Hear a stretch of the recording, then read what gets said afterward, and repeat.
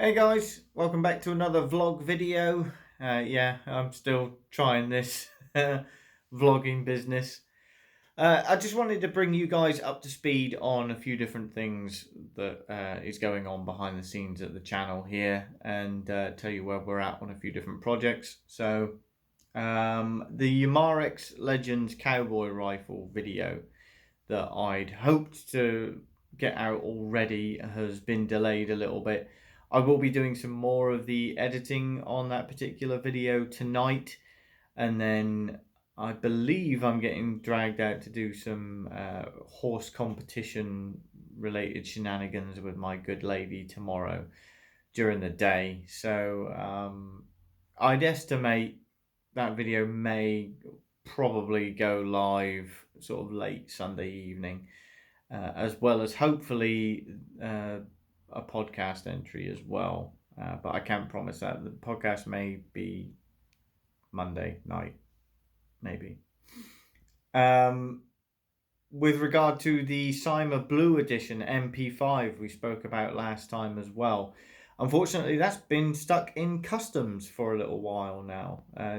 I've spoken to Dave's Custom Airsoft, and unfortunately they are no more clued in than I am as to how long it's going to take to clear customs, and then ultimately how long it's going to take to be shipped down to me as well.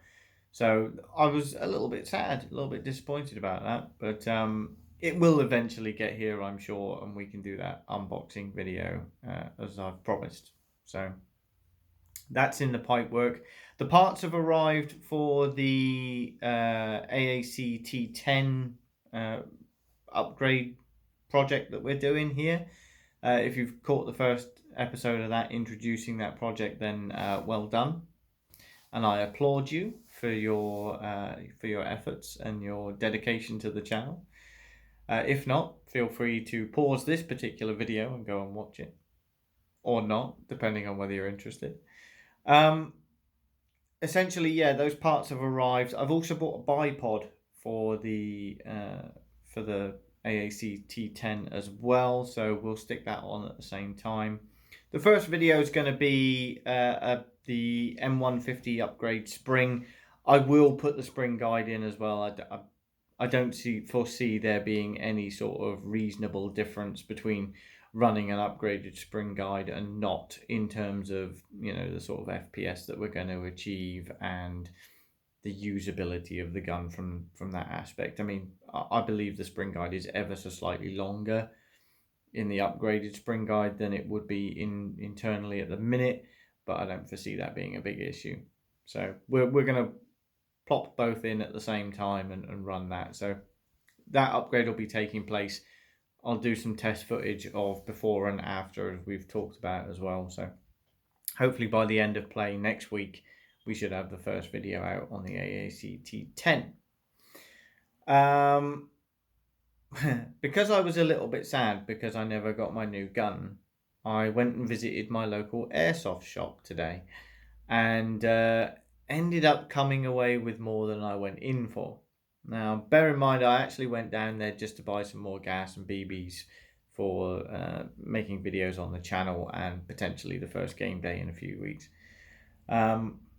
Yeah, so I'll give you a quick look at the boxes. I won't open them because we can do another unboxing video with these as well.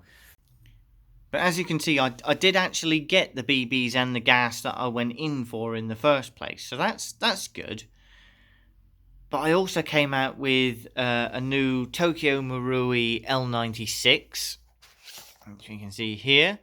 I've been thinking for a while about getting the new L96 variant from Novrich. Is it the SSG 96?